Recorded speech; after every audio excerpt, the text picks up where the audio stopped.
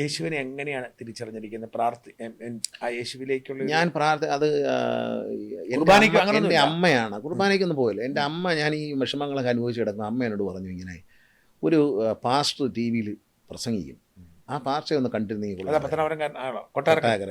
അതെങ്ങനെ അവിചാരിതമായിട്ട് വന്നതാണ്. കൊട്ടാരക്കരക്കാരൻ നമുക്കറിയത്തില്ല. അമ്മ ടി വിയിൽ ഇത് കാണും, ഈ ഷാലോൺ ടി വിയിൽ ഇങ്ങനെ കണ്ടുകൊണ്ട്.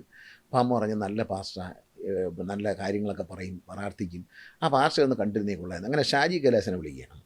അപ്പോൾ ഷാജി കൈലാസൻ്റെ ഭാര്യ ആനി ക്രിസ്ത്യാനിയാണ്. അപ്പോൾ ആനിക്ക് അറിയാമായിരിക്കും എന്ന് വിചാരിച്ച് അമ്മ വിളിച്ചു, ഷാജി ഒന്ന് കണ്ടുപിടിച്ച് തരണം. അപ്പം പറഞ്ഞു, അയ്യോ അമ്മ, അത് ഇതാ നമ്പർ, കൊട്ടാരക്കരക്കാരനാണ്.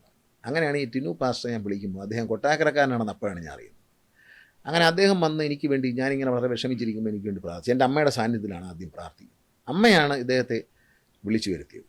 അങ്ങനെ അദ്ദേഹമായിട്ട് അടുത്തു. അപ്പോൾ ഇങ്ങനെ യേശുവിനെ കുറിച്ചൊക്കെ സംസാരിച്ചു, പ്രാർത്ഥിച്ചു. അപ്പോൾ എനിക്ക് വലിയൊരു സമാധാനം കിട്ടി. ആ സമാധാനമാണ് ഞാൻ ദൈവത്തോട് എന്നും പ്രാർത്ഥിക്കുന്നത്. അത് തുടരുന്നു. ഞാൻ സമാധാനം തരണം. അല്ല ഞാനിതിനെ സംഘചേരാനും അപകടം വയ്ക്കാനും, അത് ഞാൻ എല്ലാ മതങ്ങളെയും ഞാൻ ആദരിക്കുന്നുണ്ട്. ദൈവവിശ്വാസത്തെയാണ് ഞാൻ ഇരിക്കുന്നത്. മതങ്ങളെ ആദരിക്കുന്നു. ഞാൻ യഥാർത്ഥത്തിൽ ഒരു മതവിശ്വാസിയല്ല, ഞാൻ ദൈവവിശ്വാസിയാണ്.